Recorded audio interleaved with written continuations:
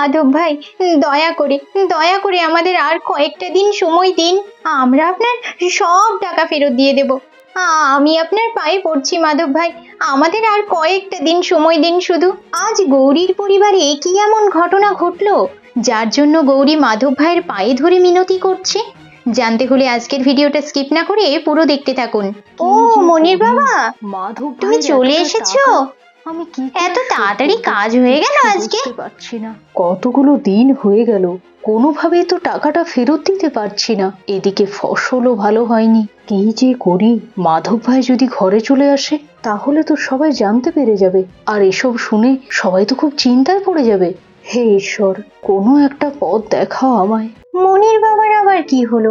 কেমন যেন আনমনা মনে কি সব টাকা পয়সা বলতে বলতে ঘরে চলে গেল।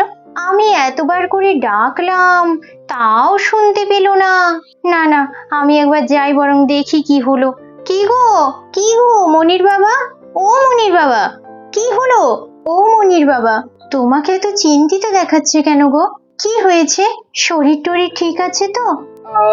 কই না তো, কিছুই তো হয়নি। তুমি একটু বেশি বেশি ভাবছো। এই যে শোনো, তোমার আমার সম্পর্কটা কোনো 2 দিনের নয় যে তুমি যা বোঝাবে আমি তাই বুঝে যাব। কি হয়েছে সত্যি করে বলো না আমায়। বললাম তো গৌরী, কিছু হয়নি। তুমি বারবার জিজ্ঞাসা করলে কি আমার উত্তরটা পাল্টে যাবে? আমাকে বিরক্ত করা বন্ধ করো প্লিজ। মনির বাবা, এদিকে দেখো, তাকাও আমার দিকে। বলো, কি বলবে? আচ্ছা, তুমি তো জানো যে তুমি ঠিকঠাক করে মিথ্যে বলতে পারো না, তাহলে আজকে হঠাৎ আমাকে মিথ্যে বলার চেষ্টা করছো কেন গো? কি হয়েছে বলো না আমায়। গৌরী, আসলে আমার কিছু টাকার দরকার। বুঝতে পারছি না টাকাটা কোথার থেকে জোগাড় করব। সামান্য কটা টাকার জন্য তুমি এতক্ষণ ধরে চিন্তা করছো? আমাকে আগেই বললে পারতে। এই কথাটা এত ঘুরিয়ে ফিরিয়ে বলার কি আছে বলো তো? শোনো, সংসার খরচ থেকে বাঁচিয়ে আমি বেশ কিছু টাকা রেখেছি। এরকম হঠাৎ করে দরকার পড়বে বলেই তো আমি টাকা বাঁচিয়ে রেখেছিলাম। আচ্ছা বেশ, তা তোমার কত টাকা লাগবে আমায় বলো, আমি বের করে দিচ্ছি। না গো গৌরী, টাকাটা কোনো অল্প টাকা নয়। আমি মাধব ভাইয়ের কাছে বেশ অনেকগুলোই টাকা নিয়েছিলাম, কিন্তু এখন কোনোভাবেই টাকাটা আর ফেরত দিতে পারছি না জানো। আর এইদিকে মাধব ভাই প্রায় প্রতিদিনই আমার কাছে টাকাটা খুঁজছেন। উনি বলেছেন আজকালের মধ্যে টাকা ফেরত না দিতে পারলে উনি বাড়িতে চলে আসবেন, আর এমনটা ঘটলে বাড়ির সবাই চিন্তায় পড়ে যাবে। আমি যে কি করব কিছুই বুঝতে পারছি না। তুমি একা একা এত চিন্তা নিয়ে ঘুরে বেড়াচ্ছ, আর আমায় কিচ্ছুটি বুঝতে দাওনি কেন গো মনির বাবা? কেন? তুমি কি করে ভুলে যাও যে তোমার সব কিছুতে আমার অর্ধেক অধিকার আছে? সুখে দুঃখে সব কিছুতে। আর তুমি আমার অধিকার থেকে আমাকে কোনোভাবেই বঞ্চিত করতে পারো না। না গৌরী, আমি তোমাদের কাউকে কোনোভাবেই চিন্তায় ফেলতে চাইনি। রাধা গোবিন্দর উপর ভরসা রেখো মনির বাবা, কোনো না কোনো রাস্তা নিশ্চয়ই বেরিয়ে আসবে দেখো। গৌরী আর শিবার সমস্ত কথাবার্তা কুমুদ এক কোণে দাঁড়িয়ে শুনে ফেলে। দাদা ভাই দিদি ভাই এত বড় চিন্তার কথা আমাদের জানতে দেয়নি। আমি বরং সোমের সাথে বিষয়টা আলোচনা করি, যদি কোনো রাস্তা বেরিয়ে আসে।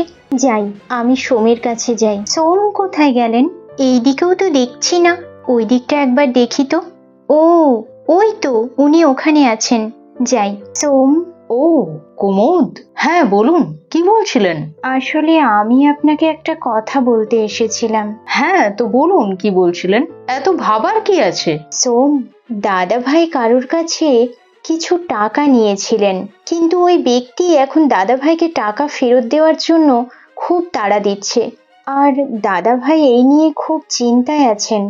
কিন্তু কুমুদ, দাদা আমাকে এত বড় কথাটা বললো না কেন? হয়তো আপনি চিন্তিত হয়ে পড়বেন তাই বলেনি।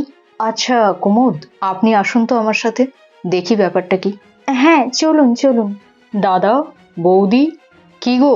এই দাদা, কি হয়েছে বলতো আমায়? ও, তার মানে তুইও পুরো বিষয়টাই জেনে গেছিস। কেন রে দাদা, আমি থাকতে তুই একাই সব সমাধান করবি এরকম কথা ভাবছিলি কেন? এই, তোর কত টাকার দরকার বলতো আমায়? 5 লক্ষ টাকা ভাই। কি? 5 লক্ষ টাকা? এ তো অনেক টাকা রে দাদা। এত কম সময়ের মধ্যে এত টাকা কিভাবে জোগাড় হবে? সেটাই তো বুঝতে পারছি না রে ভাই, কিভাবে যে টাকাটা জোগাড় করব। ও মনির বাবা, শোনো না, আমি একটা কথা বলছিলাম গো। এই আমার বালাগুলো, হ্যাঁ গো, দেখো না, এই বালাগুলো বিক্রি করে অনেক টাকা পাওয়া যাবে গো। আর এইগুলো বিক্রি করেও যদি টাকা কম পড়ে, তাহলে কাজ করো, এই যে আমার সোনার মালাটা, এটাও তুমি বিক্রি করে দাও। এই সবগুলো বিক্রি করে অনেক টাকা পাওয়া যাবে গো। তুমি একবার দেখো না, দেখো না সোনার দোকানে গিয়ে। গৌরী, থামো থামো, কি বলছো এসব তুমি? এই অভাবের সংসারে আমি কোনোদিনই তোমাকে কিছু বানিয়ে দিতে পারিনি, আর যা আছে সেগুলো সব বিক্রি করে দেব? না গৌরী, এমন কাজ আমি করতে পারবো না। তুমি আমার উপর ভরসা রাখো, আমি কোনো না কোনো রাস্তা ঠিক বের করব। আচ্ছা, তুমি আমার কথা শোনো না কেন বলো তো মনির বাবা? তোমার সম্মানের থেকে কি এই গয়নাগুলোর দাম বেশি? দয়া করে আমার কথা শোনো মনির বাবা, এগুলো বিক্রি করে দাও, তাছাড়া আর কোনো রাস্তা নেই।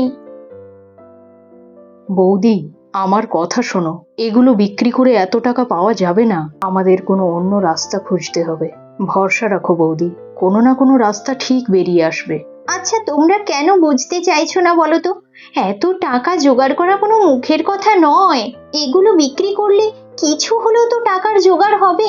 আর আমার কাছে গয়নার থেকে পরিবারের সুখ সবচেয়ে বড়। সোম, আপনি দেখুন না, যদি কোনো বন্ধুর কাছে বা অন্য কোথা থেকেও যদি কিছু টাকা জোগাড় করতে পারেন, দেখুন না একবার চেষ্টা করে। হ্যাঁ কুমুদ, আমি দেখছি কি করা যায়। বৌদি, চিন্তা করো না, আমি চেষ্টা করে দেখছি কি করতে পারি। দাদা, তুইও চেষ্টা কর, আর আমিও দেখছি কি করা যায়। হ্যাঁ রে ভাই, এখন তো তুই ভরসা। আচ্ছা, আমি এবার আসি। হ্যাঁ দিদি ভাই, তুমি চিন্তা করো না, কোনো না কোনো রাস্তা ঠিক বেরিয়ে আসবে দেখো। আর সোম তো গেছেন টাকার জোগাড় করতে, উনি কিছু না কিছু একটা ব্যবস্থা ঠিক করবেন।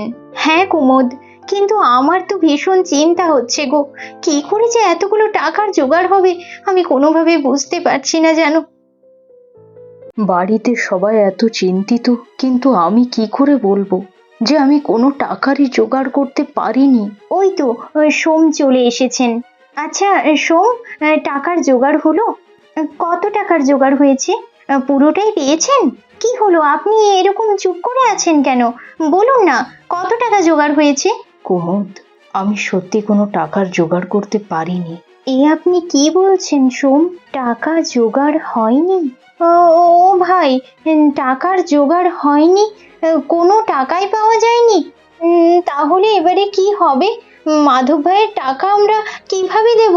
ও ও কুমোদ, আমরা মাধব ভাইয়ের কাছে হাত জোড় করে বলবো আমাদের আর কিছুদিন সময় দিতে, তাহলে আমরা সব টাকা ফেরত দিয়ে দেব। কি বলো, মাধব ভাই মানবে না? তোমার কি মনে হয় কুমোদ?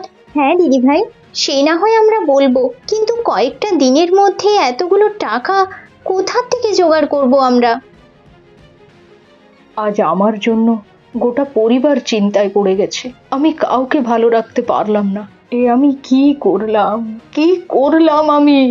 ও মনির বাবা, মনির বাবা, কি হলো, এদিকে দেখো। ও মনির বাবা, তুমি এত ভেঙে পড়ো না, কোনো না কোনো রাস্তা ঠিক বেরিয়ে আসবে দেখো। আমার রাধা গোবিন্দ কোনো ক্ষতি হতে দেবেন না। এই দাদা, দাদা, তুই কি সব বলছিস? হ্যাঁ, আমরা একটা পরিবার। সুখ এলে যেমন সবাই একসাথে আনন্দ করব, তেমনি দুঃখ এলে সবাই একসাথে ভাগ করে নেব। হ্যাঁ রে ভাই, তুই আছিস, এত বড় পরিবার আছে, আমার আর কি চিন্তা বল? শিবা, এই শিবা, বাবা বাবা বাবা, এ তো সব দারুণ ব্যাপার চলছে এখানে। আমি এখানে আসার আগেই ঘরের সবাই মিলে নাটক জুড়ে দিয়েছো দেখছি। এই যে শিবু বাবু, কি ভাবছেন? হ্যাঁ, আপনাদের নাটক দেখে কি গলে যাব নাকি? আরে মাধব ভাই, এসো না ভাই, এসো। আমি আমার টাকা ফেরত নিতে এসেছি, কোনো অতিথি আপ্যায়ন পেতে নয়। হ্যাঁ মাধব ভাই, আমি তোমার টাকা ঠিক সময় ফেরত দিয়ে দেবো। আমায় আর কটা দিন সময় দাও, আমি ঠিক দিয়ে দেবো, বিশ্বাস করো। বিশ্বাস করব, তাও আবার তোমাকে? পাগল নাকি? হ্যাঁ, কি বলেছিলে তোমার মনে আছে তো? টাকা সময় মতো না দিতে পারলে তুমি সপরিবারে বাড়ি ছেড়ে চলে যাবে। মাধব ভাই, আমার কথাটা শুনুন। আমরা এত বড় পরিবার, বাড়ি ছেড়ে কোথায় যাব মাধব ভাই বলুন? আপনি আমাদের আর কয়েকটা দিন সময় দিন, আমরা আপনার সব টাকা ফেরত দিয়ে দেব। মাধব ভাই, আমি আপনার পায়ে পড়ছি, দয়া করে আমাদের কিছুদিনের সময় দিন। আমি বলছি, আপনার সমস্ত টাকা আমরা ফেরত দিয়ে দেব। আচ্ছা বেশ, 2 দিন। 2 দিনের মধ্যে যদি আমি আমার সব টাকা ফেরত না পাই তাহলে বাড়িটা আমায় দিয়ে দেবে। কথাটা যেন মনে থাকে। আজকের মতো চললাম, 2 দিন পর আবার আসবো। আজ গৌরীর পরিবারে এই কেমন ঘটনা ঘটলো জানিয়ে পরিবারের সবাই ভীষণভাবে চিন্তিত। সত্যি আমিও বুঝতে পারছি না গৌরীরা কিভাবে এই পরিস্থিতি থেকে বেরিয়ে আসবে। আচ্ছা, আপনাদের কি মনে হয় শিবা কি পারবে মাধব ভাইয়ের সমস্ত টাকা ফেরত দিয়ে দিতে? এই সমস্ত প্রশ্নের উত্তর আমরা পরবর্তী এপিসোডেই জানতে পারবো। তাহলে আজ এই পর্যন্তই। পরবর্তী এপিসোডে অবশ্যই দেখা হবে। আর আজকের ভিডিওটি ভালো লেগে থাকলে একটা লাইক আর শেয়ার অবশ্যই করে দেবেন। তার পাশাপাশি আপনাদের মূল্যবান মতামত কমেন্টে জানাতে ভুলবেন না। আর আমাদের গৌরীস মিনি ফুড স্টোরিজ চ্যানেলটি সাবস্ক্রাইব করে রাখুন, কারণ পরবর্তী এপিসোড এর থেকেও বেশি আকর্ষণীয় হতে চলেছে।